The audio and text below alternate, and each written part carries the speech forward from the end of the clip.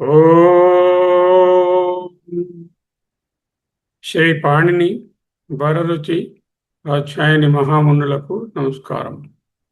సరళ సంస్కృత అధ్యయనము 89వ తరగతి. 88వ తరగతిగా మీకు ఎక్సర్సైజెస్ ఇచ్చాను. ఆ ఎక్సర్సైజెస్ ఒకరిద్దరు మాత్రమే చేశారు. మిగతా వాళ్ళు ఎవరు చేసి పెట్టలేదు. ఇప్పుడు ఆ ఎక్సర్సైజెస్ మనము ఈ క్లాసులో చేసిస్తాం. చేస్తే మీకు ఇంటి దగ్గర చేయకపోయినా ఎక్కడైనా అట్లీస్ట్ చేసినట్టు అవుతుంది. ఓకే. అత్సంధి సమగ్ర పునశ్చరణ అభ్యాస పత్రం పఠామి సంస్కృతం సంస్కృతం సదా. అయిపోయింది కదా. రామేతి అనే పదం ఇచ్చాము. ఎవరో ఒకరు తీసుకుని దాన్ని విడగొట్టండి. రామ ప్లస్ ఇతి రామేతి. ఏమైంది? అది గుణసంధి. గుణసంధి అంటే సూత్రం చెప్పండి. అకారానికి ఇకారం పరం అయితే గుణసంధి వస్తుంది. ఏ వస్తుంది, అది గుణసంధి. ఓకే, చూడండి ఎలా రాయాలో దీనికి ఆన్సర్. రామ ప్లస్ ఇతి గుణసంధి ఆద్గుణ అని రాయాలి. సూత్రం జ్ఞాపకం పెట్టుకోవాలి. స్టెప్స్ ఏమిటి? రా మాలో ఇమ్ ఉంది, ఇమ్లో ఒక అకారం ఉంది. ఇమ్ ప్లస్ ఆ మా కదా. దానికి ఈ అనేటటువంటిది ఇతిలో ఈ ఒకటి పరమైంది. పూర్వపదం చివర అకారము, పరపదం చివర ఇకారము ఉన్నాయి. సూత్రం ఏమిటి? అకారానికి ఈ గాని ఏ గాని పరమవుతే ఏకారము, ఊలు పరమవుతే ఓకారము, రూరులు పరమైతే గుణాదేశాలుగా వస్తాయి. ఇక్కడేమో రామ్ అనే దాంట్లో ఉన్న అకారానికి ఈతి అనే ఇకారం పరమైంది కాబట్టి ఏకారము వస్తుంది. రామ ఈతి రామేతి అవుతుంది. ఈ స్థానంలో ఏకారము గుణముగా ఆదేశమైంది. అంటే ఆయిలు పోయాయి, ఏ వచ్చింది. అప్పుడు ఏతి రామేతి. ఈ విధంగా రాయడం నేర్చుకోవాలి. రాసినప్పుడు గుణసంధి అండి అని చెప్పకూడదు. ముగింపు సమాధానము రామ ప్లస్ ఈతి ఈక్వల్ టు రామేతి గుణసంధి. ఏమైనా అపవాదాలు ఉన్నాయా? ఇక్కడ వృత్తి సంధికి కానీ పరరూప సంధికి కానీ వచ్చే అవకాశం లేదు. ఇది నిత్య గుణసంధి సూత్రము, రూపము. ఇట్లా రాయాల్సి ఉంటుంది పరీక్షలో. అర్థమైందా? రామ ప్లస్ ఈతి రామేతి గుణసంధి అలా చెప్పకూడదు. We have to right the steps. అర్థమైందా? అర్థమైంది సార్. అప్పుడే వ్యాకరణం పట్టుబడుతుంది. ప్రతిసారి ఆ సూత్రాన్ని గుణం లోపలికి తెచ్చుకోవాలి. సూత్రం ఏమిటి, ఇక్కడ అప్లై అవుతుందో లేదో చూడాలి. తర్వాత పదం చూపిస్తున్నాను. ప్రేజతి, ప్రేజతే. ఇంకెవరెవరన్నా తీసుకోండి. ప్రా ప్లస్ ఏ జతే, ప్రా ప్లస్ ఏ జతే సార్. ఇక్కడ మీరు చెప్పిన ప్రకారం మొదట ఉపసర్గ ఉండాలని చెప్పారు. ఆ తర్వాత ఉపసర్గలు కూడా అకారం అనేది ఉపసర్గాన్ని గుర్తించండి. మొదట ప్రాణ ఉపసర్గ సార్. ఆ తర్వాత ధాతు. ఎక్కడైతే ఉపసర్గ మనకి పూర్వపదము అలాగే పరపదంలోని ధాతు ఉన్నప్పుడు ఇప్పుడు ఈ సంధి వస్తుంది సార్. ఏజతే అనేది ధాతు రూపము. ఏజ్ అంటే కదులుతోంది అనే ధాతు రూపం ఉన్నది. Yes sir. అందుకని మీరు చెప్పుకొని ఉపసర్గ కూడా ఇచ్చారు మీరు. ఇందులో ప్లస్ ఈ ప్రా అనేది కూడా ఉపసర్గే కదా. సో ప్రా ప్లస్ ఏజతే ప్రేజతే అని వస్తుంది సార్. చూడండి ఎలా ఉంటుందో ఆన్సర్. ప్రా ప్లస్ ఏజతే పరరూప సంధి. పేరు చెప్పలే మీరు ఇంతవరకు. పరరూప సంధి. ఏం పరరూపం సంధి నెంబర్, అది సూత్రం నెంబర్. ఏంగులేమిటి ఇక్కడ తెలుస్తుంది. ప్రా అనే దాంట్లో ఇప్ రా అని 2 అక్షరాలు ఉన్నాయి. ఇప్ ఇర్ ఆ 2 కలిపితే ప్రా అయింది. ప్లస్ ఆ కూడా ఉంది. ఇప్ ఇర్ ఆ ఉంటేనే ప్రా అయింది. అనే దాని మీద ఏజతే అనేటటువంటిది అకారాంత ఉపసర్గ ఒకటి ఉందిగా. ప్రా అనేది అకారాంతమైన ఉపసర్గ అయి ఉండాలి. ఏదో ఉపసర్గ ఉంటే పనికి రాదు.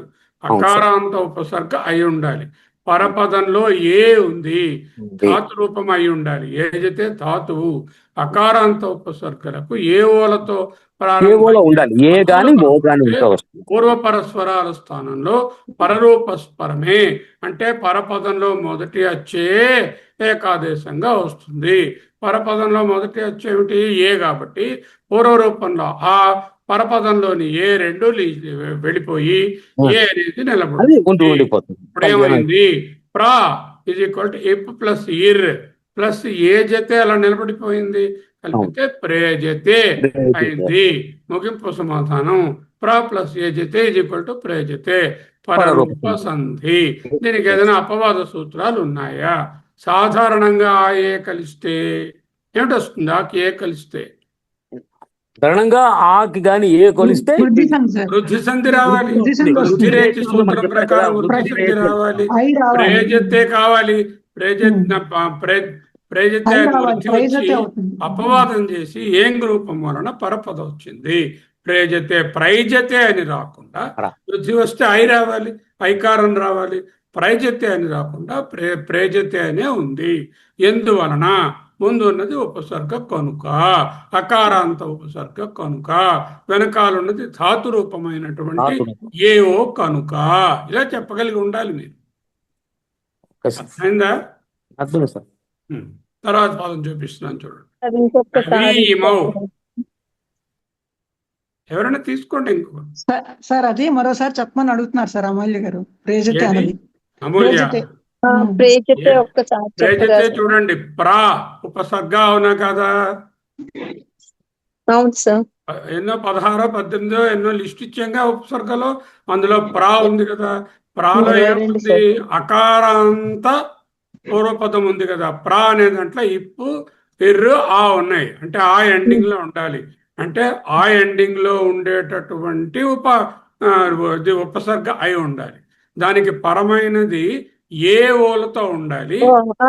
కానీ అది ఏ ఓలేమో మామూలు ఏ ఓలతో ఉండకూడదు. అవి ధాతు రూపం అయి ఉండాలి. ఏ జతే అనేది ధాతువు కాబట్టి ఇప్ పర అనే దాంట్లో అకారానికి ఏ జతే కలిపితే ఈ ఆ ఏ రెండు పోయి ఏ అనేది పరరూపంలో ఉన్న ఏ నిలబడుతుంది. ప్లస్ ఆర్ ఎర్ పర్ ఇప్ ప్లస్ ఎర్ ప్లస్ ఏ జతే ప్రేజతే అవుతుంది. సాధారణంగా ఆకి ఏ కలిస్తే వృద్ధి సంధి వచ్చి ప్రైజతే అవ్వాలి. ఆ వృద్ధి సంధిని దాటి ఇక్కడ పూర్వరూప సంధి వచ్చింది. ఎందువలన? ముందున్నది ఉపసర్గ, అందున హ్రస్వకారంతో ఉంది, పరపదంలో ధాతు ఉంది, ఏకారంతో ఉంది కనుక ఇది వచ్చింది. అర్థమైందా? అర్థమైంది సార్. పరరూప సంధి. పరరూప సంధి. కవి ఇమౌ చెప్పండి. సార్ అదే కవి ప్లస్ ఇమౌ. కవి అనేది ఇక్కడ ద్వివచనము. ఇమౌ అంటే ఉన్నారు, ఇద్దరు కవులు ఉన్నారు కాబట్టి ఇక్కడ ఇద్దరు కవులు అని చెప్తుంది ఏమవుతుందంటే కవి అంటే. ఇమౌ అంటే ఇమౌ ఇమౌ అంటే ఉన్నారు. వీరిద్దరు ఉన్నారని కాదు. ఇమౌ ఇమౌ ఉన్నాయి కదా. ఇమౌ అంటే వీరిద్దరు. అదే ఓకే. వీరిద్దరు కవులు. అయితే ఏంటంటే ఇక్కడ ఈ సంధి జరగదు, ద్వివచనానికి సంధి జరగదు, ప్రకృతి భావం కాబట్టి అది మన కవి ఇమౌనే ఉండిపోతుంది. ఒకటి ద్వివచనం అయిపోయిన వెంటనే రాదు. ద్వివచనం అయి ఉండి అక్కడ ఏంటంటే ఉండాలి చివరిలో చివరిలో ఉండాలి. సూత్రం తెలియదా? ఈదుదే ఉండాలి సార్. ఈ ఊ ఏ అనే అక్షరాలతో ఎండయ్యే పూర్వపదము ద్వివచన రూపం అయి. ఓకే. కవి ఇమౌ ప్రకృతి భావ సంధి. సంధి జరగలేదు. ఎందుకు? ద్వివచనం. ద్వివచనంలో ఉండాలి, ఎండ్ అయి ఉండాలి. అప్పుడు ప్రగృహ్యం వస్తుంది. ప్లుత ప్రగృహ్య అచి నిత్యం అంటే పక్కన అచ్చు పరమైతే అప్పుడు సంధి ఉండకుండా అక్కడ అలాగే ప్రగృహ్యం అలాగే ఉండిపోతుంది. స్థితి కవి ప్లస్ ఇమౌ. పూర్వపదము కవి, ఈకారాంత ద్వివచన రూపము. పరపదము ఈ అనేటటువంటి అచ్చు ఉంది కాబట్టి ఇక్కడ ద్వివచన రూపాయలైన ఈ ఊ ఏలకు ప్రగృహ్య సంజ్ఞ అంటే ప్రగృహ్య సంఖ్య కలిగిన అక్షరాలకు అచ్చులు పరమైనప్పుడు సంధి కార్యములు ఏవి జరగవు. పదం ఉన్నదన్నట్లుగా ప్రకృతి భావంతో నిలుస్తుంది. కనుక కవికి ప్రగృహ్య సంజ్ఞ వలన సంధి నిషిద్ధమైనది. సంధి రావడానికి సంజ్ఞ ఉండాలి, నిషిద్ధానికి ఉండాలి, ఎటువంటి మార్పు జరగలేదు. కవి మౌ, ఆ ప్లస్ తీసేసి కవి మౌ అని రాయడమే. అప్పుడు దీనికి ఏదైనా అపవాదం ఉన్నదా అని చూడాలి. మళ్ళీ వెంటనే ప్రతిసారి ముగింపు కవి మౌ ప్రకృతి భావ సంధి. వీలోని ఈకారముకు ఈ పరమడం వలన సాధారణంగా వీకి ఈ పరమవుతే ఏమవుతుందండి? సవర్ణ దీర్ఘ సంధి వస్తుంది. సవర్ణ దీర్ఘ సంధి సవర్ణమైన రావాలి. ఆ వి ఎలా ఉండాలి? కవీమవ్వనే ఉండిపోవాలి. ఆ ఈ పోవాలి, ఆ ఈ వీలో కలిసిపోవాలి. కానీ అది ద్వివచన రూపము కాబట్టి ఇక్కడ మనం అదేమో కవి దీనికి సవర్ణ కవి దీర్ఘ సంధి కవి అపవాదంగా ప్రకృతి భావం. కవి కవి కవయః కవి మౌ. కవి కవి కవయః కవయః ద్వివచన రూపం కాబట్టి అపవాదం కూడా మేము మైండ్ లో పెట్టుకోవాలి. నార్మల్ గా ఏమవుతుందని చూడాలి. కవి ఇమవ్ సవరణ దీర్ఘ చేస్తే కవి ఇమవ్ అయిపోయింది. మధ్యలో ఇమవ్ అని ఎలా ఎందుకు ఉండిపోయింది అంటే ఇది కారణం. అర్థమైందా? This is the way you have to write. First of all, you are not writing. Second of all, you are not analytical in your writing. I expect you to write these steps. Okay? Now you try again. After this class, I won't give you the PDF. You yourself will write and then show me in 2-3 days. Then I will give this PDF. Okay? దేవాలయ ఎవరైనా చెప్పండి. ఇంకొక simple గా ఉంది ఇది. అకః సవర్ణే దీర్ఘః first. ఉండండి, ఇంకెవరైనా కొంచెం సింపుల్ గా ఉంది కదా. దేవా ప్లస్ నేను చెప్తాను సార్. చెప్పండి. దేవా ప్లస్ ఆలయ, ఇది అకః సవర్ణే దీర్ఘః అంటే సవర్ణ దీర్ఘ సంధి వస్తోంది. ఇక్కడ అచ్చుకు సవర్ణమైన అచ్చుపరమైనప్పుడు పూర్వపదంలో దీర్ఘాక్షరం వస్తుంది. దానికి పరపదంలో మళ్ళా ఆ ఈ ఊరులు పరమైనప్పుడు సవర్ణమైన అచ్చు అంటే అదే కదా అర్థం. సవర్ణమైన అచ్చు పరమైతే దీర్ఘాలు వస్తాయి సార్. ఆ ఈ ఊరులు వస్తాయి. సో ఇది సవర్ణ దీర్ఘ సంధి. చూడండి, సంధి పరిచ్ఛేదం. దేవ ఆలయ పేరు సవర్ణ దీర్ఘము, అకః సవర్ణే దీర్ఘ. దేవులో ప్లస్ ఆ అని ఉంది. దేవ్ ప్లస్ ఆ దేవ అయింది. ఆలయాలో ఒక అకారం ఉంది. అకారానికి హ్రస్వమైనా కావచ్చు, దీర్ఘమైనా కావచ్చు. 2 దీర్ఘాలు కలిసినా సవర్ణ దీర్ఘమే, 2 హ్రస్వాలు కలిసినా సవర్ణ దీర్ఘమే. మొదటిది హ్రస్వము, తర్వాత దీర్ఘమైన సవర్ణ దీర్ఘమే. పూర్వపదంలో దీర్ఘాక్షరము, పరపదంలో హ్రస్వాక్షరము ఉన్నా కూడా అదే వస్తుంది. దీర్ఘాక్షరం అయిపోయింది. అక్క ప్రత్యాహారం. అక్క అంటే ఏంటి? అక్కలు ఆ ఈ ఊరు సవర్ణములైన అచ్చులు పరమవుతే అకహ అంటే అక్కులకు సవర్ణే. మళ్ళీ అలాంటి అక్షరాలే పరమైనట్లయితే వాటి స్థానంలో పూర్వవర్ణాల్లో ఏకాదేశంగా ఈ దీర్ఘం వస్తుంది. ఏకాదేశం అంటే ఏమిటి చెప్పండి? ఏకాదేశం అంటే ఏకాదేశం అంటే ఆ ఉన్న ఇది పోయి వేరే అక్షరం వస్తుంది. దేవులో ఉన్నటువంటి అకారము, ఆలయాలో ఉన్నటువంటి ఆకారము పోయి ఆ అనే దీర్ఘాక్షరం వచ్చింది. అది ఏకాదేశం అంటే ఆ ప్లస్ ఆ ఈజ్ ఈక్వల్ టు ఆ అని అయిపోయింది. దేవ ప్లస్ ఆలయ దేవాలయ. ముగింపు ఏమిటి? దేవ ప్లస్ ఆలయ దేవాలయ సవర్ణ దీర్ఘ సంధి. ఇది రాసేసినా కూడా లోపల ఈ స్టెప్స్ అన్ని మీ మనసులో ఉండాలి. స్టూడెంట్గా మీకు మనసులో ఉండాలంటే కాగితం మీద పెట్టాలి, అప్పుడే తెలుస్తుంది. అపవాదాలు విశేషాలు అత్యంత సరళమైన నిత్య సవర్ణ దీర్ఘ రూపము. దీనికి ఎటువంటి అపవాదాలు లేవు అని రాయాలి. ఇందాక చూసారా? వృద్ధి సంధి రావాలి కానీ అపవాదం వలన ఈ పూర్వరూప సంధి వచ్చింది, పరరూప సంధి వచ్చింది అని చెప్పుకున్నాం కదా. అలా ఇక్కడ అపవాదాలు ఉంటే చెప్పాలి. తరువాత ప్రత్యేకం ఇంకొకరు ఎవరన్నా చేయండి.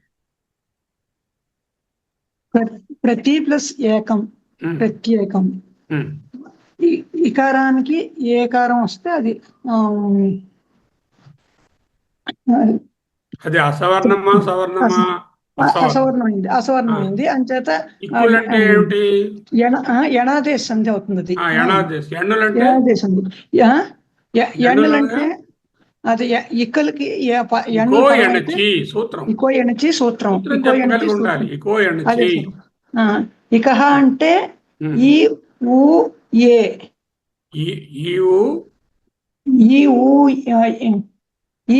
ఏ అవుతుందా? సో ఈ చెప్పండి ఇగో ఎణచి ఈ ఊరులు ఈ ఊరులు ఈ ఊరు అలు అల్రు కాదు అలు అనమాట. అదే అరే ఈ ఊరు అలులకు అసవర్ణమైన అచ్చు అసవర్ణమైన అచ్చుపరం అయితే ఐ ఈ అంటే యావారాల అని వస్తాయి అన్నమాట. ఇర్ అర్ అల్ అనేటటువంటి అదే ఆదేశంతో పొల్లక్షరం వస్తుంది. ఇక్కడ ఏమిటైంది? ప్రత్యేకములో ప్రతి అని ఉంది మొదట. ప్రతి ప్లస్ ప్రతి అంటే ప్రతిలో ప్రత్ ప్లస్ ఈకారం ఈ ఉంది. ఇకారం ఏకంలో పోయింది. ఏకారం ఉంది. అవి ఈ రెండు ఇకారానికి ఈ ఊరు అలుల్లో ఒక అక్షరం కదా ఇది. కాబట్టి ఈ ఊరు అనే ఇకులకు ఏ అనే అక్షరము పరమైంది. యా వచ్చింది, అంచేత ఏ వచ్చింది. ఈ ఊరులకు వరుసగా ఏంటంటే వస్తాయి ఇర్ ఇల్ అనేటట్టు. అదే ఆర్డర్ లో వస్తాయి. ప్రత్ ప్లస్ ఏ ప్రత్యేకం అయింది. ప్రత్యేకం ఎణాదేస్తుంది. ఇక్కడ పరపదంలో ఏ ఉన్నప్పటికీ పూర్వపదంలో ఆ ఉంటే అది ఏ అయిపోయింది. వృద్ధి సంధి లేవు. ఇక అందుకే ఎణాదేశంలో ఇకారంతో మొదలెట్టారు. ఈ ఊరులో అన్నా కానీ ఆ ఈ ఊరులో ఉంటే లేదు. ఆ ఉంటే వృద్ధి సంధి అయిపోతుంది. ఆ కాకుండా ఇకారం ఉంది కాబట్టి ఎణాదేశ సంధి వస్తుంది. అర్థమైందా? అర్థం సార్. తరువాత సమస్త పదం నయనం ఐదేసిగా ఒక్కొక్క పార్ట్గా విడదీశాను. మొత్తం 12 పార్ట్లు, 12 5 60. నయనం చెప్తాను సార్. చెప్పండి. నయనం నీ అనేది ధాతువు సార్. ఇక్కడ నయనం అన్నప్పుడు నీ అనేది ధాతువు. నీకి అంటే అనము చివరి ఉంది. యా అన్న మాట ఎలా వచ్చింది అన్నది ఇప్పుడు నీకి ఐ అనేది వచ్చింది. అక్కడ అది ఐ వచ్చింది. నీ అనే వస్తే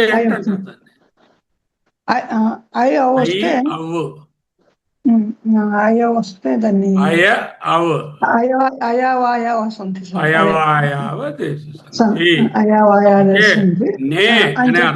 పదం నీ కాదు, అది నే ప్లస్ అనం. అవును, నే అయింది. అప్పుడు అది నీకి ధాతువు నే అయింది. నే ప్లస్ అనం. యచో అయవాయావ. ఏ అనేది ఉంటే ఓ ఉంటే ఓ అంటే ఆవు. ఓ అంటే ఏ ఐ ఓ ఏ ఉంటే ఏ అంటే ఐ సార్. ఐ ఉంటే ఐ అది ఇది మార్చాలి. ఐ ఈ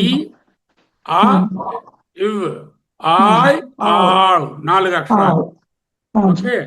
యచో అయవాయావ వ్యాకరణ కార్యం. నేలో ఎన్ ప్లస్ ఏ అంటే నే, దానికేమో అనం అనే దాంట్లో అకారం ఉన్నది. పూర్వపదం చివర ఏకారము ఏచ్ ఉంది కదా, యచో అన్నారు కదా, ఏచ్. పరపదంలో అచ్చు ఉండాలి. ఉంటే అప్పుడేంటవుతుంది? కార్యసూత్రం ప్రకారంగా ఏచ్ ప్రత్యాహార లక్షణానికి ఏచ్లో ఏమేమి ఉన్నాయి? ఏ ఓ ఐ ఉంటుంది. ప్రత్యాహారం క్రమంగా వస్తాయి. ఏ ఇక్కడ ఉంది కాబట్టి ఆయ్ రావాలి. ఇన్ ప్లస్ ఆయ్ నాయ్ అననం నయనం అయిపోయింది. ఇన్ ప్లస్ ఆయ్ ప్లస్ అనం, ఇన్ ప్లస్ ఆయ్ నై ప్లస్ అనం నయనం అని వచ్చింది. అంటే చూడండి ఎలాగో నయనం అనే పదాన్ని అయవాయావదేశం ప్రకారం ఇలా తీసుకురావాలి. ముగింపు నే ప్లస్ అనం నయనం అయవాయావదేశం. ఇక్కడ లోపశాకల్యస్య అనే సూత్రం చేత యకారం లోపం వచ్చే వికల్ప రూపాలు కూడా రావచ్చు నయన్. కానీ ఇక్కడ మట్టుకు అలా రాదు. ఎందుకంటే నే అనేటటువంటి ధాతువు మరియు ప్రత్యయాల మధ్య జరిగేటప్పుడు అది వర్తించదు. లాస్ట్ టైం కూడా మీకు చెప్పాను. అది లోపశాకల్యస్య అంటే ధాతువు ఉంటే ఆ లోపం అది వర్తించదు. నయ ప్లస్ అనం నయనం అనేటటువంటిది ఒక ధాతు. నీ అనే ధాతు ప్రత్యయం ధాతువు కాబట్టి అది అలాగే ఉండిపోతుంది. ఈ సూత్రమే వర్తిస్తుంది. ఆ యకారం లోపించే పరిస్థితి ఉండదు. లేదు లేదు. ఓకే, తర్వాత చూడండి ఏకైక. చెప్పేది సార్, చెప్పమంటారా? ఇంకెవరు చెప్తారు? ఏక ప్లస్ ఏక. ఏకాలో ఏముంది లాస్ట్ లో పూర్వపదం ఎండింగ్ లో? అకారం ఉంది. అకారానికి ఏది పరమైంది? మళ్ళీ ఏ వచ్చింది. అకారానికి ఏకారం కలిపితే ఇకారానికి ఏకారం అవుతే ఏమొస్తుంది? గుణం వస్తుంది. ఇది వస్తుంది, గుణం వస్తుంది. గణాదేశ శుద్ధి వస్తుంది. ఇకారానికి ఏకారం అయితే, అకారానికి ఏకారం అయితే వృద్ధి అవుతుంది. వృద్ధి వస్తుంది. ఐకారం వస్తుంది కదా, ఏకై అని వస్తుంది కదా, అంటే ఒక స్టెప్ పెరిగింది కదా, గుణం కన్నా వృద్ధి అయింది కదా. అవును, వృద్ధి అయింది. వస్తుంది అంటే అది వృద్ధి సంధి. వృద్ధి సంధి. ఏక ఏక వృద్ధి సంధి. వృద్ధి ఏచి, వృద్ధి రేచి, వృద్ధి ఏచి. ఏక్ అనేటటువంటిది లో ఆ ఉంది. ఏక్ ప్లస్ ఆ ఏక, మళ్ళీ ఏక. పూర్వపదం చివర హ్రస్వాకారం ఉంది, పరపదం మొదట ఏకారం ఉంది, ఏచ్ ఉంది. కాబట్టి వృద్ధి ఏచి అంటే హ్రస్వాకారానికి ఏచ్ పరమవుతే అక్కడ వృద్ధి రావాలి. ఏచులనగానేమి? అకారం అంటే ఆ అనే ఆగానే అవ్వచ్చు. ఏచులంటే ఏఓ ఐ పరం అవుతే ఏ అవుతే అయ్యి, ఐ అవుతే అయ్యి, ఓ అవుతే అవు, ఓ అవుతే అవు. అయ్యవులుంటే అవే ఉంటాయి. ఏ అయితే అయ్యవు, ఓ అయ్యవులు ఏకాదేశంగా వస్తాయి. ఇప్పుడు చూడండి, ఆ ప్లస్ ఏ స్థానంలో వృద్ధి అక్షరమైనటువంటి ఐ వచ్చింది. ఏ ప్లస్ ఐ ప్లస్ క. ఏక్ ప్లస్ ఐ ఏకైక, ఏకైక. ఓకే, ఏక ప్లస్ ఏక ఏకైక వృద్ధి సంధి. సాధారణంగా గుణసంధికి అపవాదం. ఎందుకు? అకారానికి ఏకారంగాని పరమైతే గుణం రాకుండా వృద్ధి విధిస్తుంది కదా. అకారానికి ఏకారం అయితే గుణసంధి సూత్రం చెప్పండి. ఆద్గుణ. ఆద్గుణ. అకారానికి ఏమేం పరం అవ్వాలి? ఈ ఊరు పరం అవ్వాలి. ఈ ఊరు అలు పరమైతే, ఈ ఊరు అలుల్లో ఇక్కడ ఏకారం లేదు. అంటే అకారమే, అచ్చకారం ఉంది, ఏకారం ఉంది కాబట్టి గుణం జరిగే అవకాశం లేదు కాబట్టి వృద్ధి సంధి వస్తుంది. ఓకే, వనేస్మిన్. పూర్వరూప సంధి సార్, పూర్వరూప సంధి. డైరెక్ట్ గా ఆన్సర్ చెప్పకండి, స్టెప్పులు చెప్పండి. ఓకే, పూర్వరూప సంధి అంటే ముందు మనం ఆ సంధి సూత్రం తీసుకోవాలి సార్. ఏంటంటే ఏజహ పదాంత ఆదత్తి అని చెప్పారు సార్ మీరు. ఏజహ అని ముందు మనం ఏజ్ అంటే చూసుకోవాలి. ఏజ్ అంటే ఏ ఓలు ఏజ్ అంటాం సార్. సో ఎప్పుడు మనకి ఆ ఏజ్ ప్రకారం ఎక్కడైతే మనం ఈ సిచ్యువేషన్ లో మనకి ఆ ఏకారము గాని ఓకారం గాని ఉన్నప్పుడు అక్కడ అకారం గాని పరరూపంలో ఉంటే అంటే వనే ప్లస్ అస్మిన్. వనేలో ఏ అనే అక్షరం ఉన్నది, పరపదంలో అచ్చు అకారం ఉన్నది. ఓకే సార్, పూర్వరూపమే ఉండిపోతుంది సార్. కానీ అక్కడ ఆ పోయిందని చెప్పడానికి చిన్న సింబల్ వదిలేసి వెళ్ళిపోతుంది. ఆ సింబల్ అవగ్రహం అంటాం సార్. అవగ్రహం. చూడండి, అస్మిన్ విడదీస్తే అస్మిన్ లో ఆలోపించింది, పూర్వరూపమే మిగిలిపోయింది. పూర్వరూప సంధి. ఏజ్ఞ పదాంతతే పదాంతాదతి. చివరిలో పద అంతంలో ఏంగులు ఉండాలి. ఏంగులు అంటే ఏమిటేమిటి? ఏజ్లు అంటే ఏ ఓలు సార్. ఏ ఓలు ఏంగులు ఏగైనా ఉండొచ్చు, అంటే ముందు వనే అన్న దగ్గర వనే అన్న దగ్గర ఏకారం కనబడుతున్నది. అస్మిన్ దాంట్లో పరపదం మొదట హ్రస్వకారం ఉన్నది. హ్రస్వకారం ఉంటే ఆ హ్రస్వకారం లోపించి ఆ వెళ్ళిపోతున్నానని చెప్తూ ఒక అవగ్రహాన్ని ఉంటుంది. పూర్వపదం వనే అన్నది అలాగే ఉండిపోతుంది. ఓకే, ఇక్కడ ఏని కలిసి ఏగానే నిలిచాయి. పరపదంలో అకారం లోపించినట్టు గుర్తుగా అవగ్రహ చిహ్నం వనే అస్మిన్ అవుతుంది. అవగ్రహ చిహ్నం వస్తే కలిపితే వనేస్మిన్ అవుతుంది. చదివేటప్పుడు మాత్రం అది మనం అది మనకు పలకక్కర్లే, వనేస్మిన్ అనే చదువుతాం. చదువుకోవాలి సార్. రాసినప్పుడు వనేస్మిన్ అని ఇలా రాస్తాం. ఇక్కడ తీసుకోవాలి అంటే సార్. పూర్వరూప సంధి. సాధారణంగా ఏకారానికి ఆ పరమైనది కాబట్టి హెచో అయవాయ సూత్రం రావాలి. ఏకారానికి హ్రస్వకారం పరమవుతే అయవాయావదేశ ప్రకారంగా ఏమిటి వస్తుంది? అయవాయావదేశం వస్తే ఏ అవుతే ఏ అయితే ఐ వస్తుంది సార్. ఐ వస్తే ఆయ్ వస్తుంది, అలాగే ఓ వస్తే అవ్ వస్తుంది, మళ్ళా తిరిగి ఆ వస్తుంది సార్. అవి రాలే.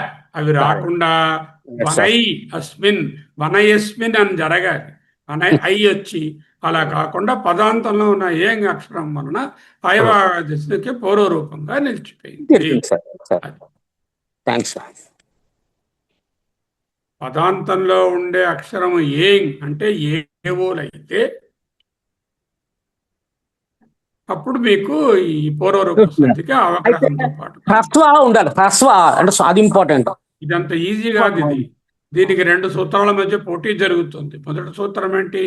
హెచో అయవాయవ ఏం చెప్తుంది? అది ఏవో అయ్యవులకు పక్కన ఏదైనా చూస్తే వాటి స్థానంలో ఐ ఐ ఔ ఆయ్ ఆవులు చెప్పండి అన్నారు. రెండవ సూత్రం ఏంటంటున్నాము?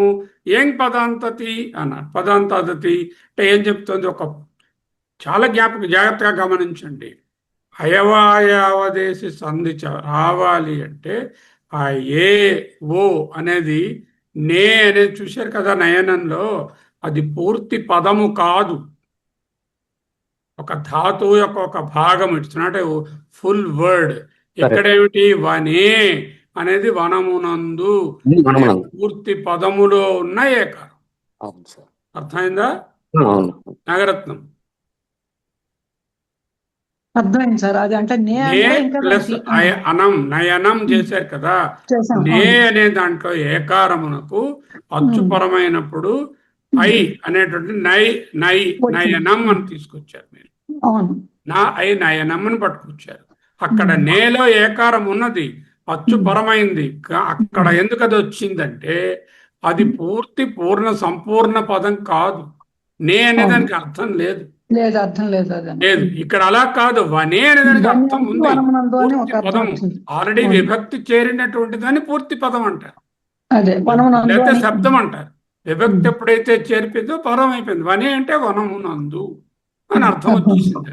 అటువంటి పదంలో ఏకారం ఉన్నట్లయితే ఏం పదాంతాదతి సూత్రం పదము తాలూకా అంతమునందు ఉండాలి. ఓకే. అదేమిటి? యచో అయవాయవ ఏ ఉంటే అయవాయవ చేసుకో అన్నారు. ఏవోలు ఉంటే ఏవో అయ్యవులు ఉంటే ఆయ్ ఔ ఆయ్ ఆ అనేవి తెచ్చుకో అన్నారు. అవి ఎప్పుడు పూర్తి పదములు కావు.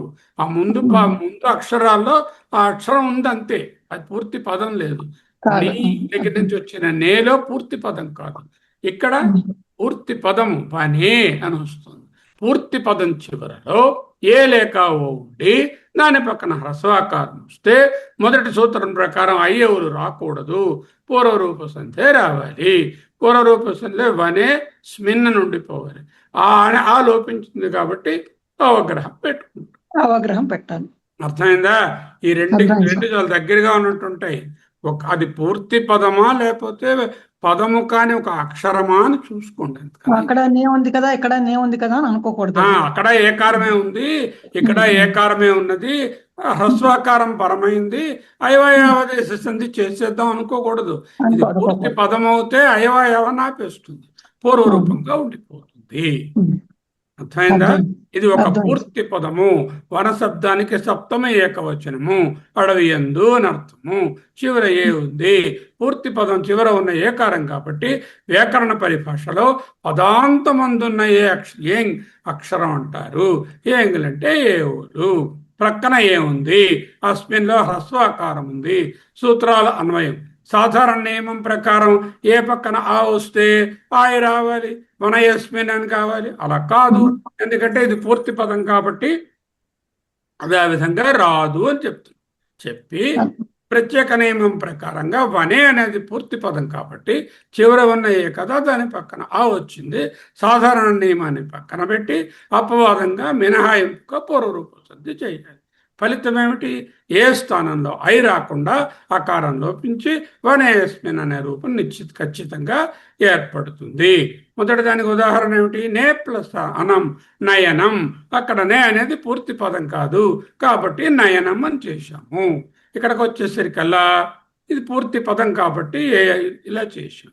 నయనం తాలూకా పార్ట్స్ కూడా మళ్ళీ తీసుకొచ్చాను, టేబుల్ కూడా ఇచ్చాను. పదాంతమందు పూర్తి పదము చివర ఏకారం ఉంటే వనేస్మిన్ లాగా ఇలా వస్తుంది. పదాంతం కానప్పుడు ఓన్లీ అక్షరమే ఉన్నప్పుడు, నేకి వేరే అర్థం లేనప్పుడు అయవాయావదేశం నయనం అయింది. టేబుల్ కూడా ఇచ్చాను. అర్థమైందా? బాగుంది సార్. ఇది చాలా అంటే ఉపయోగపడే విషయం అన్నమాట. చాలా కలిసి చదువుకుంటే అన్ని సందులు చదువుకుంటే అక్కడ అర్థమైపోయింది. మళ్ళీ ఇక్కడికి వచ్చేసరికి ఇదే అదే అని డౌట్ రాకుండా, అదే కన్ఫ్యూజన్ లేకుండా. అది ఉపోషతి.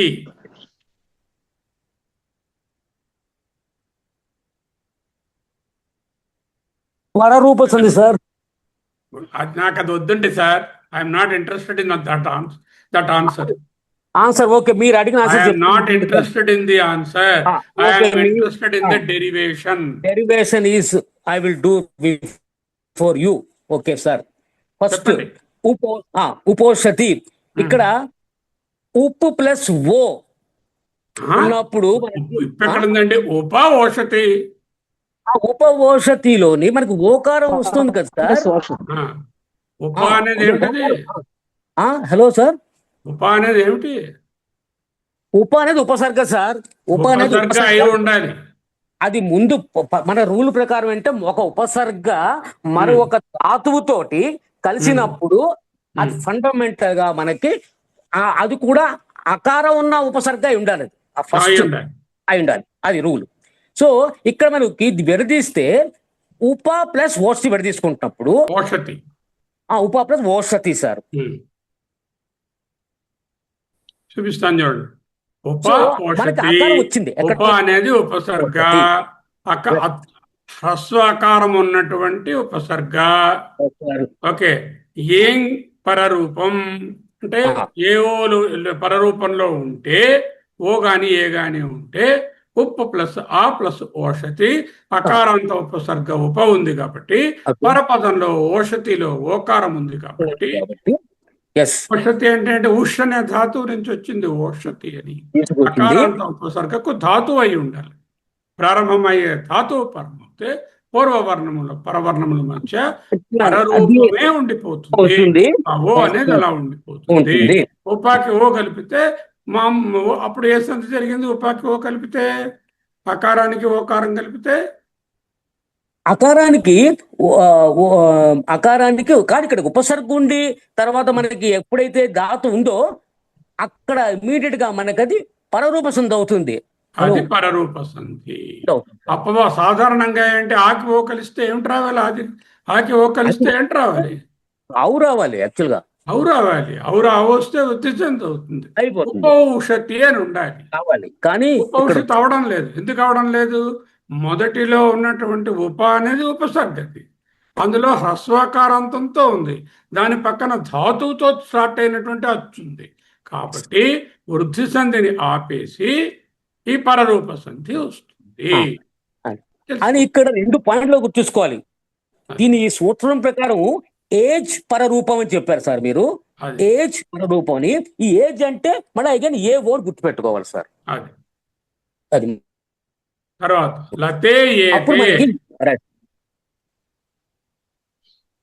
మిగతా ఎవరైనా చెప్తారా? మళ్ళీ మీరు అంటారు, అందుకని చెప్పట్లేదు. ప్రకృతి భావం సార్ అది. లతే ఆన్సర్ చెప్పేస్తున్నారు. లేదు సార్, చెప్తాను. చెప్పండి. అదే లతే ఏతే అంటే అవి రెండు మధ్యకి 2 లతలు.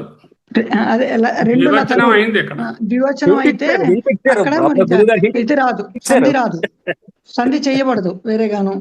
అంచేత అలాగే అనేది లత అనే దానికి ద్వివచన రూపం లతే. లతే ఈ 2 లతలు అంటున్నారు. ఈ 2 లతలు అని చెప్పడం వల్ల ఇంకా అక్కడ సంధి అవదనమాట. లతే ప్రకృతి భావ సంధి అంటారు అంతే. ఉమ్, అదే ఈదుదే ద్వివచనం అని ఉమ్. ప్రగృహ్యం. ప్రగృహ్యం అంటే ప్రకృతి భావాన్ని అంతే. లతే అక్కడ అనే ఈ ఈ ఈదు ఊ ఈత్ అదే ఏ ఏత్ మూడోది ఉంది కదా. అదే ఈ తూత్ ఏత్ ద్వివచనం. ఈత్ ఏత్ అర్థమవుతున్నదా? అర్థమవుతుంది సార్. ఆ. ప్రకృతి భావం అన్న గృహ్యం అన్న అదే ఒకటే, అది ప్రకృతి భావ సంధి. ప్రకృతి అంటే అదే దాని అర్థం. అదే సార్. ఓకే.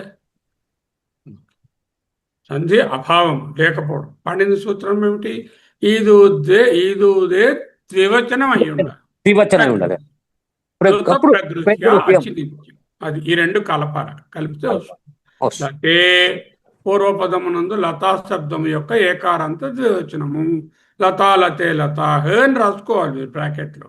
రాసుకుంటే ఆ వచనాలు కూడా తెలుస్తాయి. పరపదం ఏ ఉంది, ఏ తేలో ఏ ఉంది, అచ్చుపరమైంది.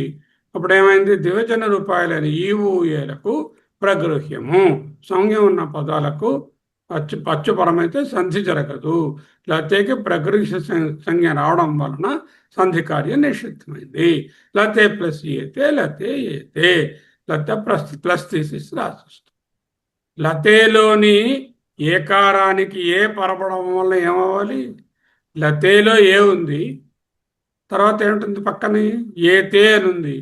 లతే ఏతే అంటే లతే అది లతేతే లతేతే అని అనే సవర్ణ దీర్ఘ రావాలి. సంధి కానీ రావాలి. వృద్ధి సంధి కానీ రావాలి. లతైతే అని కూడా రావచ్చు అనమాట. అది భాగాలే. ఇప్పుడు ఈ 10 నుంచి మీకు ఇలాగ ఒక్కటే ఎన్ని రోజులని చెప్పుకోవచ్చు, ఈ 60 అయ్యి వరకు. ఇప్పుడు ఇంకొక చిన్న స్లైడ్ అన్నీ తెలియాలండి, చెప్పేస్తే విని సరిపోకూడదు. ఇంటరాక్టివ్ ఫ్లో చార్ట్ తయారు చేసాం. పదాలను విడదీయండి, సూచనలను గుర్తించండి, సంధిని నిర్ధారించండి. ఒక డైలాగ్లా చెప్తాం. ముందు ఏం చేయాలి? పదం మధ్యలో ఏం కనిపిస్తుంది? ఫస్ట్ ఒక పదం ఇచ్చాము. ఆ పదము దీర్ఘంగా ఆ ఈ ఊ రు అనేటటువంటి సవర్ణ దీర్ఘం కనబడుతున్నదా, లేకపోతే ఏ ఓ అనేటటువంటి గుణాక్షరాలు కనబడుతున్నాయా?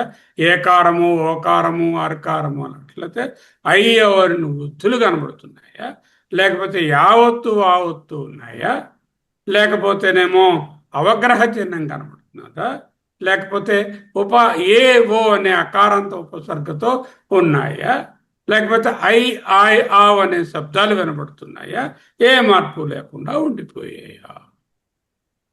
అర్థమైందా? రామ ఆలయం అన్నాను. బాగుంది సార్. ఈ మాటలు గుర్తుంచుకుంటే మొత్తం చూడండి, ఫస్ట్ రామాలయం అని పదం ఇచ్చాను మీకు. విడదీస్తే అది రామాలయం అన్నప్పుడు దీర్ఘం వినబడుతున్నది కదా. అంటే సవర్ణ అంటే రామ ఆలయం, రామాలయం సవర్ణ దీర్ఘించింది. దీర్ఘం వినబడుతూ ఉంటే అయిపోయింది. ఓకే, అది కొంచెం సులువుగా ఉంటుంది. సులువుగా ఉంది. ఏ ఓ అర్లు అంటే ఏ ఓ అర్లకు ఒక ఉదాహరణ చెప్పండి.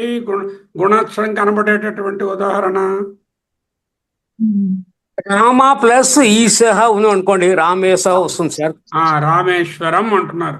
రామ ఈశ్వరం, రామేశ్వరం. మే ఏ రామే అనే శబ్దం వినపడుతున్నది కదా, అంటే అది గుణసంధి. తరువాత ఏకైక, ఏకైక అని వినిపిస్తుంది కదా, అంటే ఓకే. తర్వాత యావత్తు కానీ, అక్కడ హల్లు ఉంది, ఆ హల్లుకి యావత్తు కానీ వావత్తు కానీ ఉంటే యణాదేశం. యణాదేశం ఒక ఉదాహరణ తీసుకోండి. ఇత్యాది, ఇత్యాది.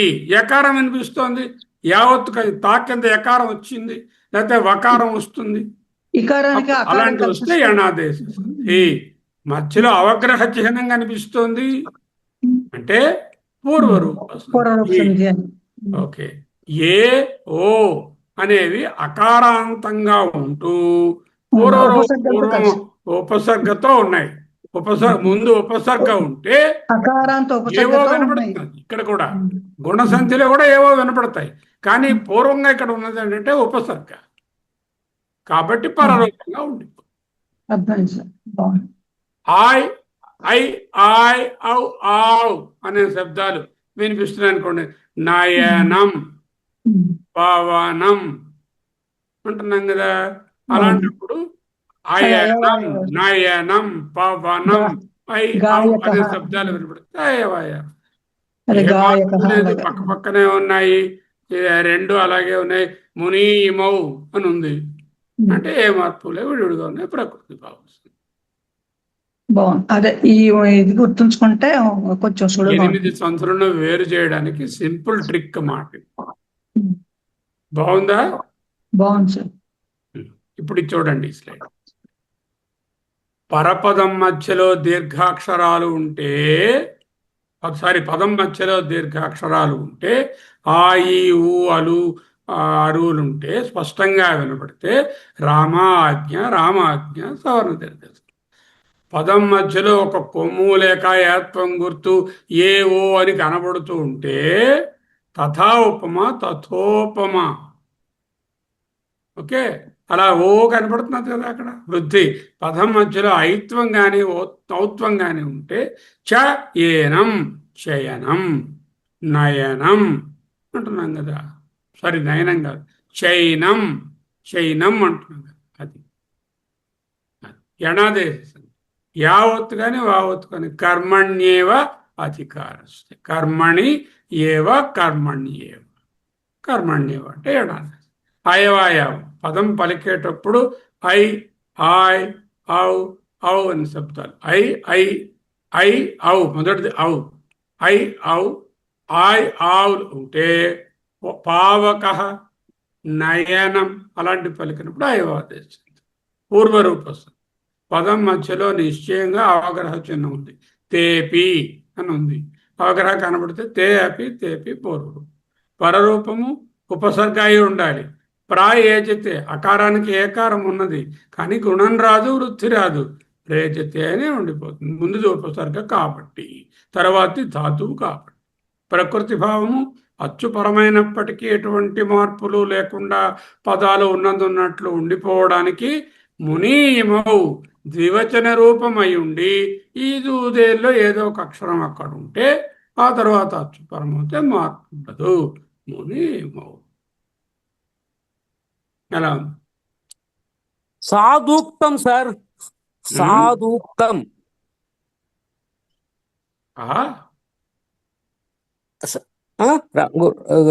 శర్మ గారు సాధూక్తం అని చెప్పాను నేను. ఓ, సాధుత్వం అన్నారు. సరే, ఇప్పుడు ఈ సూత్రాలను ఏమిటి చూడాలి? సవర్ణ మధ్యలో దీర్ఘాక్షరం ఉన్నదా, ఓకారము ఏకారము ఉన్నదా, ఐకారము ఔకారము ఉన్నదా, యావత్తు అకారము ఉన్నదా, ఆ, యావు ఇలాంటి అక్షరాలు వినబడుతున్నాయా, అవగ్రహం కనబడుతోందా, ఉపసర్గతో స్టార్ట్ అయ్యి ఏకారం వెనకాల పరంగా ఉందా, లేకపోతే రెండు పదాలు అలా ఉండిపోయి మొదటి పదము ద్వివచన రూపమా అని పరిశీలించాలి. ఓకే, ఆ ద్వివచన రూపంలో ఉన్న మొదటి పదంలో ఈ, ఊ, ఈదూదే, ఈ, ఊ, ఏ అయి ఉండాలి. Okay, now let us see the other presentation. Simplify చేయడానికి ట్రై చేస్తున్నాను.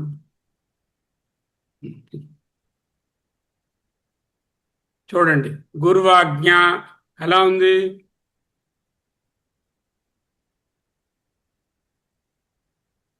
బకారం కనపడుతుంది కదా కిందని.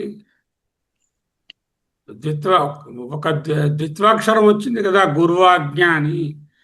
గురువాజ్ఞ అంటే సార్ అది ఇక్కడ మనకి ఊకారం ఉంది కదా సార్. హలో, గురు ఆజ్ఞ, ఆజ్ఞ అన్నప్పుడు యనాదేశం అవుతుంది సార్. హలో, ఇది గురువాజ్ఞ యనాదేశమే. కిందని ద్విత్వాక్షరంలో యకారము గాని వకారం గాని ఉంటే ఏమిటవుతుంది? యకారం ద్విత్వాక్షరంగా వకారంగా ఉంటే ఉకారం అయితే వకారం వస్తుంది. కరెక్ట్. ఏదో వకారం ఉంది కదా అక్కడ గురువాజ్ఞలో. అందుకు వచ్చింది గురు ఆజ్ఞ యణాదేశ సంధి. ఎందుకు? నువ్వు వింటున్నప్పుడే అక్కడ ద్విత్వాక్షరం కనబడుతున్నది మధ్యలోని. ఆ ద్విత్వాక్షరంలో యకారం కానీ వకారం కానీ కింద ఉంది. కాబట్టి ఇది యణాదేశ సంధి. ఈజీ గుర్తించడం. Correct sir. చాలా వెరీ క్విక్. డిఫికల్ట్ ఏం లేదు. ఇప్పుడు దీని సూత్రం ఏమిటి? ఇకో ఎణచి చెప్పిసుకోవాలి. ఇకో ఎణచి అంటే ఇక్కులు అంటే ఏమిటి? అదిగో ఇకో ఎణచి స్టెప్స్. గుర్ ప్లస్ ఊ, చివర ఉకారం ఉంది, అది ఇక్ అక్షరము. దానికేమో ఆ అనేటట్టు అసవర్ణమైన అచ్చు పరం అవ్వాలి. ఈ ఊను ఆ ఒకటి కావు, అసవర్ణమైన అచ్చు పరం అంటే గురు ఆజ్ఞ, గురువు ఆజ్ఞ. ఆయి రు అలులు ఇక్కులు. అసవర్ణ అచ్చు పరం అంటే ఇవు ఎర్రలు రావాలి. అది ద్విత్వాక్షరంగా ఏర్పడిపోతాయి. ఆ వకారం వచ్చింది, గురువాజ్ఞ అని. ఊ ఇవ్వైంది, గురు ప్లస్ ఉ ప్లస్ ఆజ్ఞ, గురువాజ్ఞ అని అయిపోయింది. అంటే ఒక సంయుక్త అక్షరంగా కనపడుతున్నది. అక్కడ రా కింద వా వచ్చింది, ఒక డబుల్ లెటర్ కనబడుతున్నది, సంయుక్త అక్షరం. అదే గురువాజ్ఞ యణాదేశ సంధి. ఓకే, నెక్స్ట్ చూడండి. ఇది సూత్రాలు ఉపయోగించి పట్టుకోండి. ఇప్పుడు అదే నేను చెప్పేది. మనం ఎక్కడ ఇప్పుడు ఓకారం చెప్పారు మీరు, అక్కడికి అచ్చు కలుస్తుందని చెప్పారు మీ ఇప్పుడు సూత్రం ప్రకారం మీకు. సో ఎప్పుడైతే మీకు ఓకారానికి అచ్చు కానీ మనకు ఉన్నప్పుడు అయవాయవ దేశం అవుతుంది చెప్పారు మీరు. పవనహల అవ అనే మాట వినపడుతున్నది కదా. పవన ఐ ఐ అవ్ ఆయ్ ఆవులో పదం వినపడుతుందా లేదా? అక్కడ వినపడుతున్నారు సార్. పవనహ నయనం అన్నప్పుడు అక్షరాలు వినపడు. ఐ అవుల ఐ అవ్వు ఆవు ఆయ్ వినపడుతున్నాయి వస్తున్నది, ఇక్కడ వకారం వచ్చింది. అందువలన పవనహల ఐ అవ్వ అనేటటువంటి మాట వినపడుతున్నది. కాబట్టి ఇది అయవాయావదేశింది. ఎలాగా? ఓ ప్లస్ అనహ అయవాయావదేశింది. యచో అయవాయావ. యచో అయవాయావ అంటే ఏమిటి? ప్లస్ ఓ ప్లస్ ఆ. పవనలో పవన ప్లస్ ఓ ప్లస్ ఆ ప్లస్ నహ. పూర్వపదంలో ఓకారం ఉంది. పో అనే దాంట్లో ఓకారం ఉంది. దానికి అచ్చు ఆకారం అనహ అనేది పరమైంది. ఇప్పుడు ఏమిటైంది? ఏ ప్రత్యాహారంకి అంటే ఏఓఐలకు ఓకారం ఏఓఐలో ఉంది కదా, అచ్చు పరమైతే ఇక్కడ ఆ వచ్చింది, అవు వచ్చింది. వచ్చింది కాబట్టి ఏమైంది? ఓ ఇలో ఓకారం పోయింది. ఇప్ ప్లస్ ఔ ప్లస్ నహ, ఇప్ ప్లస్ ఔ ప్లస్ నహ పవనః. ఓ ప్లస్ అనహ పవనః. ఓకే, మహర్షి చెప్పారు సార్.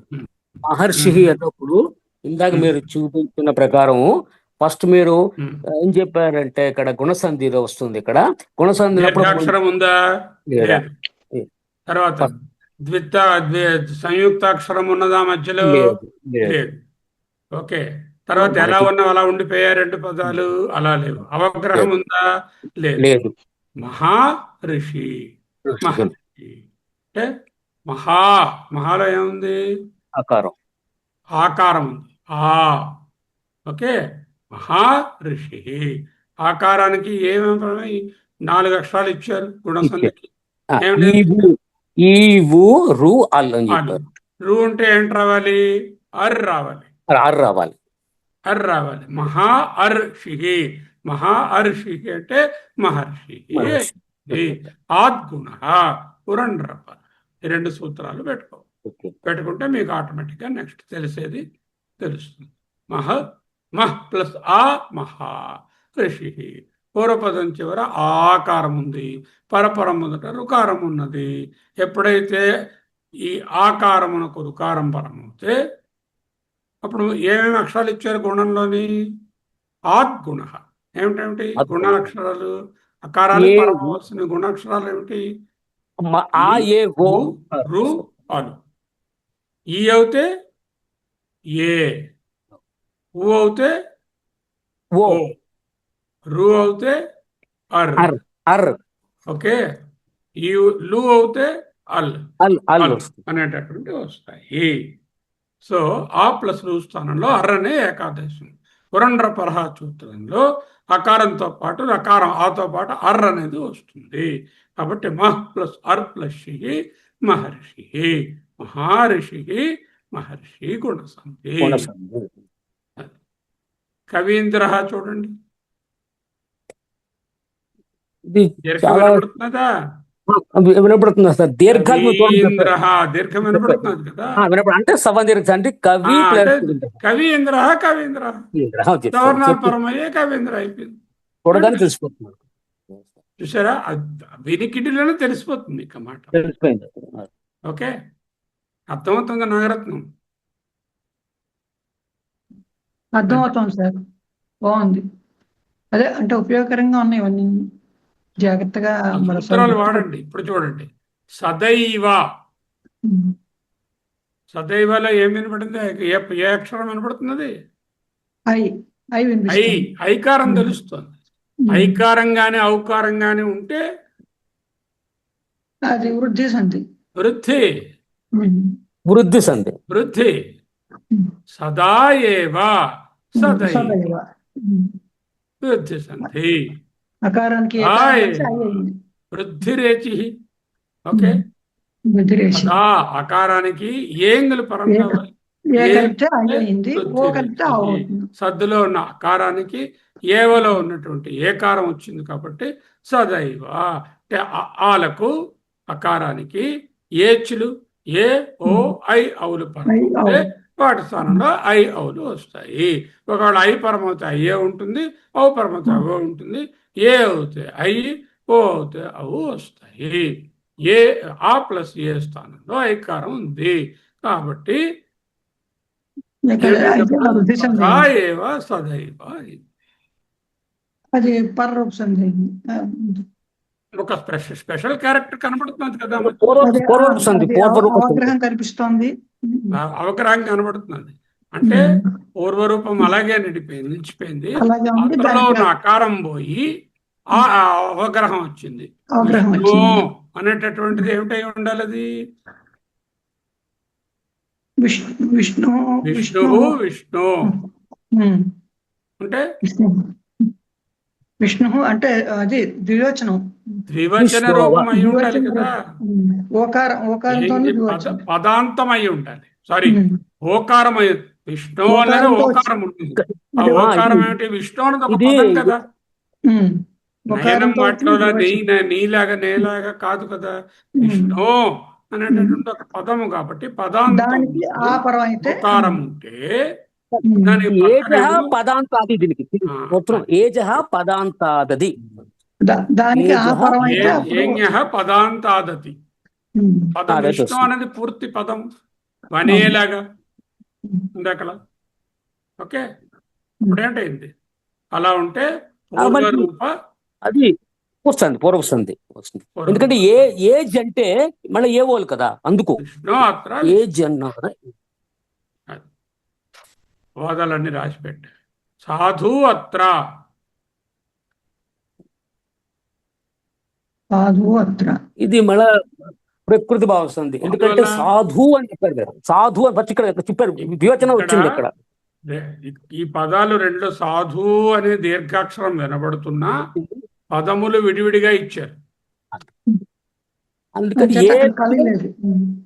పదాలు రెండు వేరువేరుగా ఉన్నాయి. సాధూత్రాన్ని ఇవ్వలేదు, సాధు అత్రాన్ని ఇచ్చారు. అలా సాధు అత్ర ఎందుకు కాదంటే సాధు అనేటటువంటి శబ్దం ఏమిటది? ద్వివచనం అయింది. ద్వివచనానికి ఇక్కడ అత్ర అని ఒకటి అకారం పరమైంది. అది ప్రకృతి భావం అయిపోయింది. ప్రకృతి భావం అయింది అంటే సంధి ఏది రాలే, జరగలేదు. అత్ర ప్రకృతి భావం వస్తుంది. ఎందుకు? ఈదూదే ద్వివచనం. దూలో దూ ఉంది కదా, ఊకారం ఉంది, దీర్ఘ ఊకారం ఉంది కదా దానికి. అటువంటి దానికి అచ్చుపరమైనప్పుడు అత్ర అనే దాంట్లో అకారం పరమైంది కాబట్టి ఊకారాంత ద్వివచనము, పరపదంలో ఆ అనే అచ్చు ఉంది కాబట్టి దీనికి సంధి రాదు. ఎలా ఉన్నది అలాగే నిలిచిపోతుంది. ప్రా ప్లస్ ఓషతి, అది అంటే ప్రా అనేది ఉపసర్గ. ఓషతి అనేది వెర్బా కాదా? ఓషతి అన్నది వెర్బే, అంటే దాహం వేయడం అని ఉష ధాతువుతో ఉపసర్గకు ప్రా అనే ఉపసర్గకు ఓ అనే అక్షరంతో పరమయ్య ఓలు ఏ ఓలు ఏదైనా పరమవచ్చు.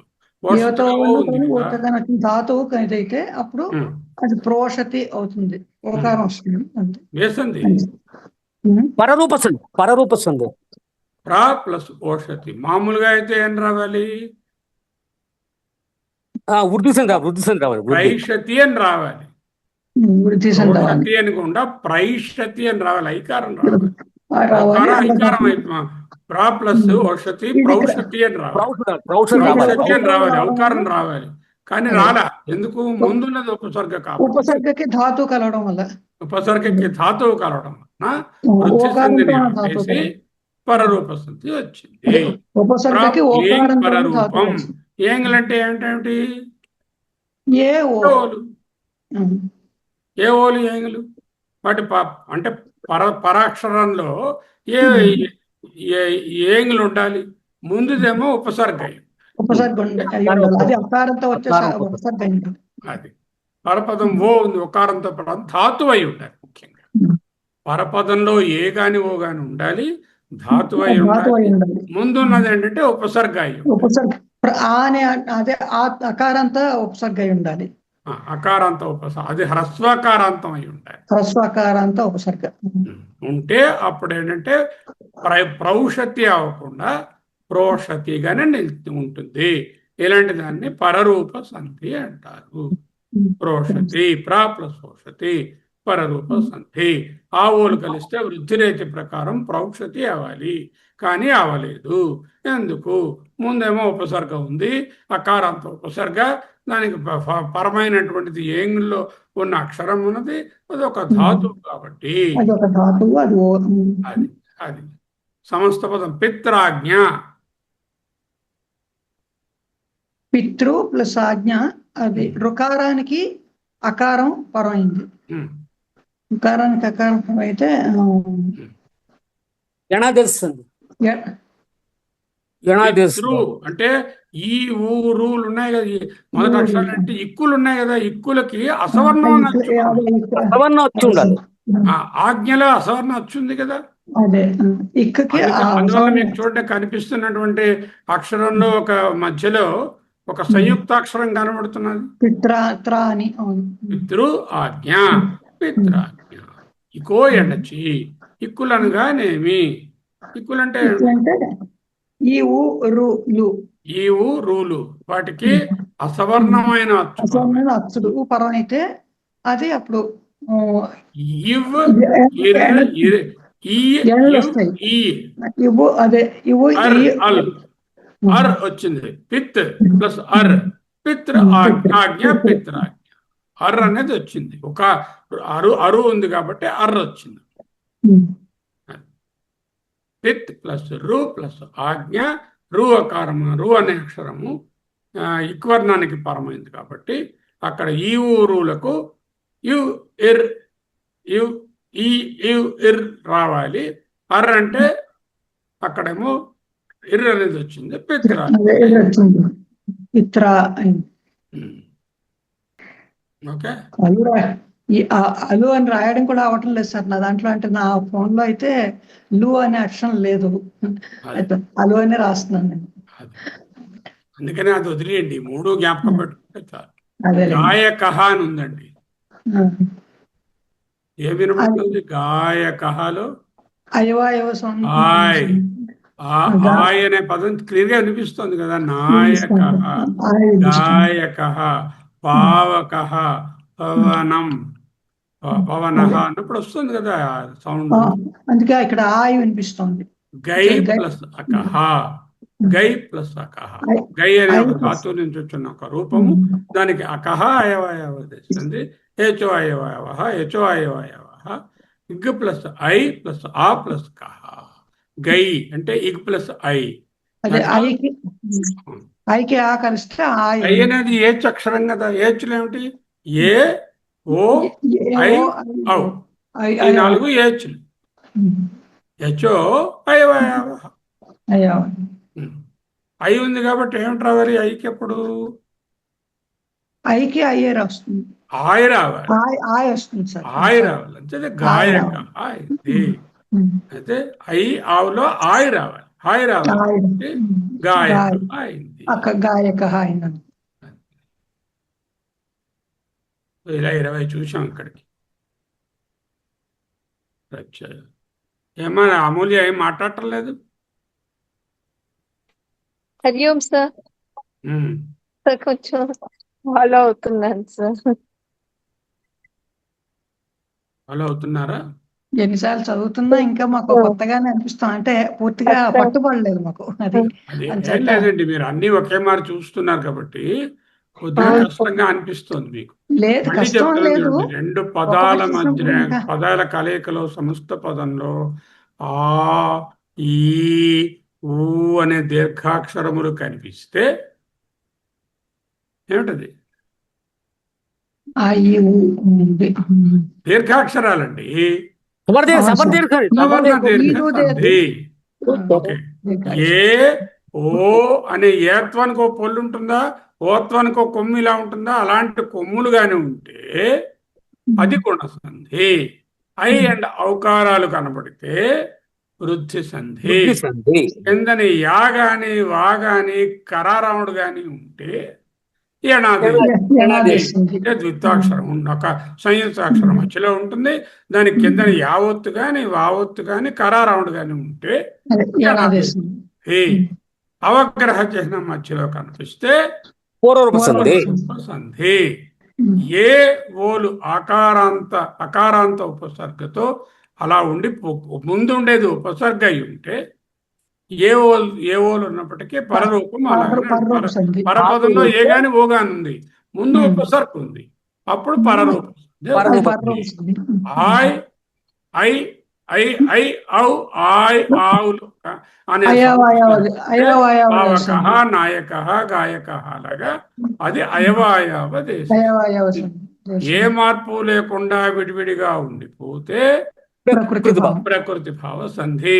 ప్రకృతి భావం కావాలంటే ముందు పదం ఏమై ఉండాలి? ద్వివచనమై ఉండాలి. ఓకే, ద్వివచన రూపమై దీర్ఘాక్షరంతో మునే ముని ఇమౌ అన్నట్టు. ఓకే, ముని ముని మునయ. అప్పుడు ఆ వచనాలు కూడా తెలియాలి. ముని ముని మునయ ఈ అని ఉంది. ముని అవి ఎటువంటివి ఉండాలి? ఈద్ ఊత్ ఏత్ అని ఉండాలి. ఈదూదేత్ ఈ అయినా ఉండొచ్చు, ఊ అయినా ఉండొచ్చు, ఏ అయినా ఉండొచ్చు. అంటే దీర్ఘాక్షరం అయి ఉండాలి, అదేమో ద్వివచన రూపం అయి ఉండాలి. అర్థమైందా? ఇప్పుడు చెప్తా, అడుగుతాను, చెప్పండి అమూల్య. పదం మధ్యలో దీర్ఘాక్షరం వినబడితే అది సవర్ణ అది సవర్ణే దీర్ఘ అంటే సవర్ణ దీర్ఘ సంధి. ఉదయం దానికి ఉదాహరణ దేవాలయ గాని రామాలయం. అది భానుదయ. ఓకే, ఎందుకు రామా దేవాలయం దీర్ఘం వినబడుతుంది కదా, దీర్ఘం వినపడుతోంది సార్. రెండవ సూత్రం ఏంటంటే పదం మధ్యలో ఏ ఓ అర్ అనేటటువంటి వినిపిస్తే, ఫర్ ఎగ్జాంపుల్ రామేశ్వరం, రామే అంటున్నాం కదా, అంటే అది ఆద్గుణ అంటే అది పూర్వపర స్వరాల స్థానంలో మనకి ఏవో ఆర్లు వస్తున్నాయి కాబట్టి ఇది గుణసంధి సార్. ఏవో ఆర్లు వచ్చినప్పుడు ఆ కొమ్ములు వస్తాయి కదా, ఏ అనే ఏకారం కొమ్ము, ఓ అనే ఓకారం కొమ్ములు వస్తాయి కదా, అవి గుణసంధులు.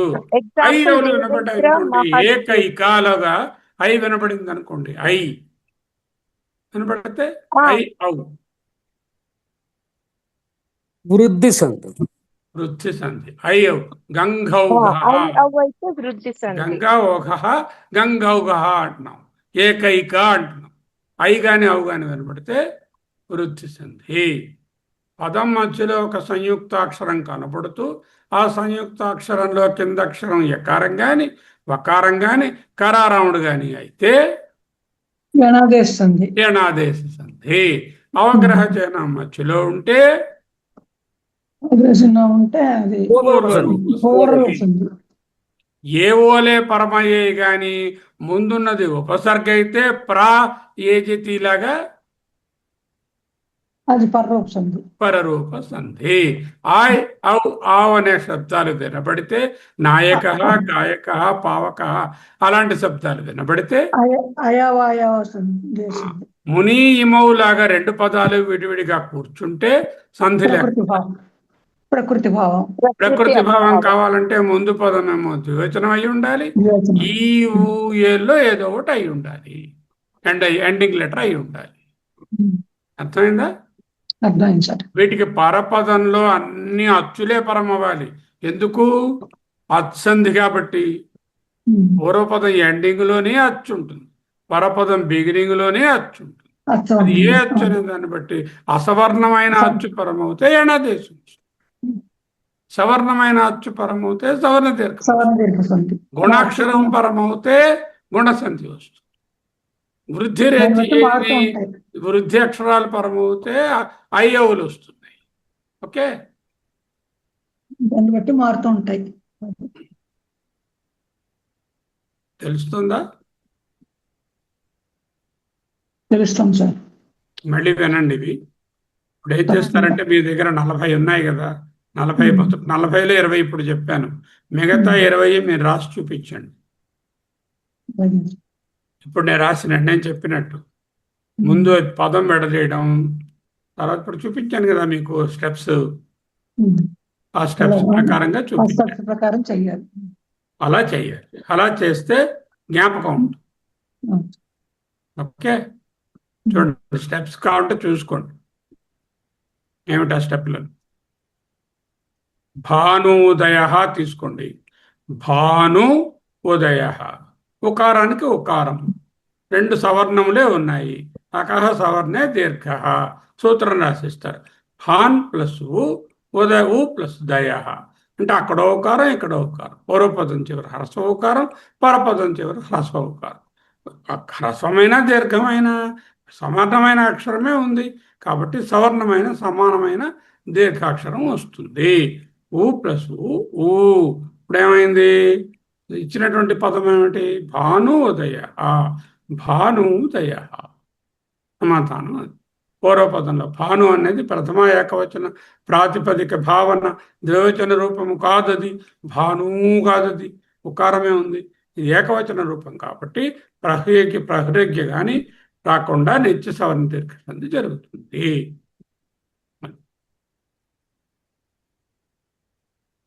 అర్థమైందా? ఇలా రాయగలిగి ఉండాలి. దేవేంద్ర చెప్పండి, ఏమిటైంది? దేవ్ ప్లస్ దేవా ప్లస్ ఇంద్ర. అక్కడ ఏం కనిపిస్తుంది? వింటున్నప్పుడే ఏకారం కనబడుతున్నది కదా, కనపడుతుంది మధ్యలో. అంటే ఏంటన్నమాట, గుణసంధిలో ఎలా ఉంటుంది? దేవా ఇంద్ర దేవేంద్ర. పదం వింటున్నప్పుడే మీరు చెప్పగలుగుతారు ఈజీగాను. ఇప్పుడు నేను చెప్పిన సూత్రాలు వాడితే. దేవా ఇంద్ర అకారానికి ఈ పరమైంది. ఈ ఊరు అనే పదములకు ఏ ఓ అర్లు రావాలి, ఈకి బదులు ఏ రావాలి. దేవ ప్లస్ ఇంద్ర దేవేంద్ర అయిపోయింది. ఆ గుణ అని సూత్రం. ఓకే, వనౌషధి ఏం కనిపిస్తుంది క్లియర్ గా? వృద్ధి ఔకారం కనబడుతున్నది కదా, కనపడుతుంది. వృద్ధి రేచి, వృద్ధి సంధి, వృద్ధి రేచి. వన ఓషధి, ఏచులు ఏమిటి? ఏ ఓలు ఏచులు. ఓకే, ఓ ఉంటే ఔ రావాలి. వనౌ అయిపోయింది. వన ఔషధి వనౌషధి. అది అలా ప్రయత్నం చేయండి. ఓకే, ముందు ఈ ముందు ఇచ్చిన సూత్రాలు, ఆ సూత్రాలతో పాటు మీరు అప్లై చేసి చూస్తే ఈజీ. ఇక్కడ ఔకారం ఉంది, వృద్ధి సంధి, ఏ ఓ అర్రని కనిపిస్తున్నాయి, గుణసంధి, దీర్ఘాక్షరం కనబడుతున్నది, సవర్ణ దీర్ఘ సంధి, మధ్యలో అవగ్రహం ఉంది. అవగ్రహం అంటే ఏంటవుతుంది? సంధి. అలా తెలుసుకోవాలి. ఏ సంధి అవ్వలేదు, ప్రకృతి భావము. ఆయ్ ఆవ్ అనే మన పదాలు వినబడుతున్నాయి, అయవాయావ దేశ. ఓకే, ఇందులో పూర్వపదం చివరలోనూ అకారం అది అచ్చు ఉండాలి, పరపదం చివరిలో కూడా అచ్చు ఉండాలి. అందుకే దీన్ని అచ్చు సంధి అన్నారు. హల్లులు ఉంటే ఇటు ఈ సంధులు కావు. ఇలా లేకుండా హల్తో ఎండ్ అయిన ఈ సంధి కాదు, మాకు ఇంకా చెప్పలేదు. ఏమైనా ఘనశ్యామ అర్థమైందా? సార్ ఏం చెప్పాలి సార్, ఎంత క్లియర్ గా చెప్పారు సార్ మీరు. నాకు బాగా అర్థమైంది, నేను అందుకనే చేయగలుగుతున్నాను, చెప్పగలుగుతున్నాను సార్. Thank you sir. చాలా చాలా బాగుంది గురుగారు. అసలు ఎంత ఇప్పుడు ఒక శ్లోకం చూపిస్తాను, ఒకే ఒక శ్లోకం. అది దీని తర్వాత పాఠం వస్తుంది. అది ఇప్పుడు చూపిస్తాను, చూడండి. ఓకే.